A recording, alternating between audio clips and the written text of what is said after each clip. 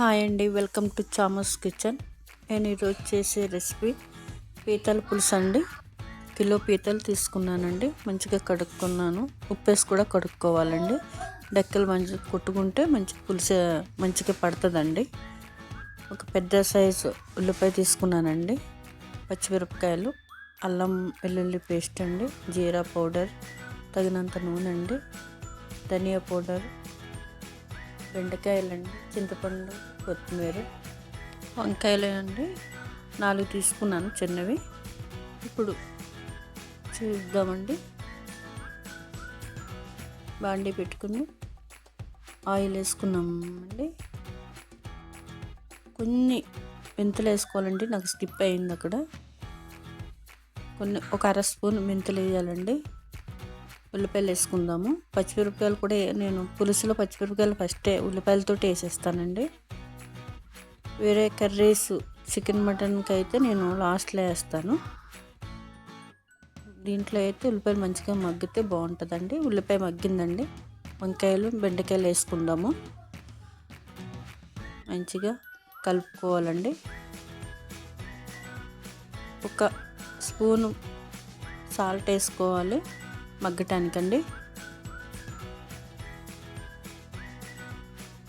కలిపేసుకుందాం, మూత పెట్టుకుందామండి. మగ్గనేయండి మంచిగా. పీతల ముక్కలు వేసుకుందామండి. డెక్కలు అయితే మంచిగా కొట్టుకోవాలి, ఎందుకంటే పులుసు మంచిగా వెళ్తుందండి, అప్పుడే బాగుంటుందండి.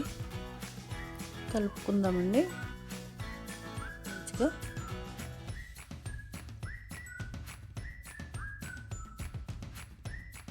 ఇప్పుడు తగినంత సాల్ట్ వేసుకుందామండి. ఫస్ట్ వంకాయ ముక్కలు, బెండకాయలు మగ్గటానికి వేసుకున్నాను కదా, ఇప్పుడు సరిపడగా వేసుకోవాలండి. పసుపు, కారం సరిపడినంత వేసుకోవాలండి. అల్లం వెల్లుల్లి పేస్ట్ వేసేసుకోవాలండి. మంచిగా కలుపుకోవాలి.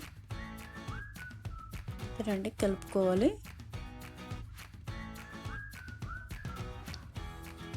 కొంచెం బాగా మగ్గబెట్టుకోవాలండి. మూత పెట్టుకుందాం. ఇప్పుడు మగ్గినాయండి, ఒకసారి కలుపుకుందాం.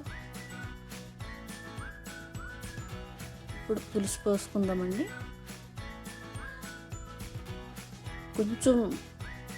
కొంచెం పులుపు ఎక్కువైనా పర్వాలేదండి, ఎందుకంటే పీతలో బాగా పులుపు అనేది ఇచ్చేస్తుంది. కొంచెం సరిపోలేదండి, కొంచెం మళ్ళీ పోసుకున్నాను పులుసు. కొంచెం చేపలకి, రొయ్యలకి అయితే ఇది సమానంగా వేసుకోవాలండి పులుపు. పీతలకు మాత్రం కొంచెం ఎక్కువ వేసుకున్నా పర్వాలేదు, ఎందుకంటే బాగా పీల్చేస్తాయి. కొంచెం సమానంగా వేసుకుంటే మరీ కమ్మగా ఎగురుతున్నట్టు ఉంటుందండి. ఇప్పుడు ధనియాల పౌడరు, జీరా పౌడర్ వేసేసానండి. కలుపుకుందాం.